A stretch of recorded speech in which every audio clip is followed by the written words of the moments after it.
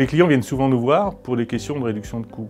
Et depuis plus de 20 ans, on voit bien une évolution notable aujourd'hui sur la dimension environnementale.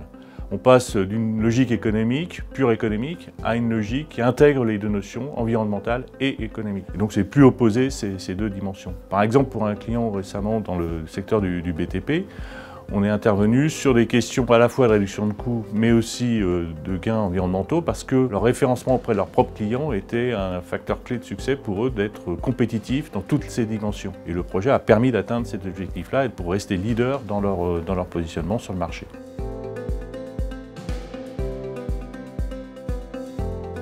Un projet se déroule classiquement en 3 phases. Une phase de cadrage et d'inspiration, une deuxième d'exploration et une troisième de synthèse. La phase de cadrage et d'inspiration est somme toute assez classique. Nous modélisons le portefeuille en coûts, en valeur pour le client et en impact environnemental. 2 mots-clés pour cette phase, ACV et dialogue des parties prenantes. Et nous aboutissons à un modèle et des drivers de coûts par impact environnemental identifiés. Cela permet d'engager la phase 2, qui elle délivre des opportunités quantifiées et priorisées. Mots-clés pour cette deuxième phase, exploration et intelligence collective. Il n'y a pas mieux que de capitaliser sur les savoirs et savoir-faire de tous pour innover. Nous mobilisons les outils du design thinking et notamment l'ethnographie pour faire remonter des usages ou des fonctionnalités non connues ou trop peu développées.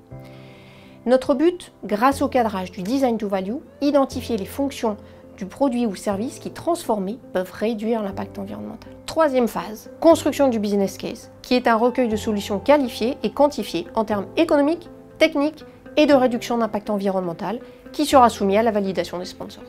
Point essentiel de notre démarche, donner à nos clients toutes les clés pour pouvoir la reproduire et la réutiliser en autonomie. Parce qu'on obtient souvent des résultats très significatifs et spectaculaires, 10, 20, 30%, et pas simplement sur la dimension économique, mais aussi sur la dimension environnementale. On l'a fait chez de nombreux clients où ça a été démontré. C'est avant tout de se fixer des objectifs ambitieux, réalistes, pour mettre sous tension l'organisation, et ça passe donc par un sponsorship fort au niveau d'une direction générale pour aligner et faire collaborer l'ensemble des équipes au sein de l'organisation. Et chez Argan & Co, on accompagne les entreprises sur l'ensemble de ces sujets-là depuis de nombreuses années, avec toujours l'ambition de transférer nos compétences et les savoir-faire auprès de vos équipes.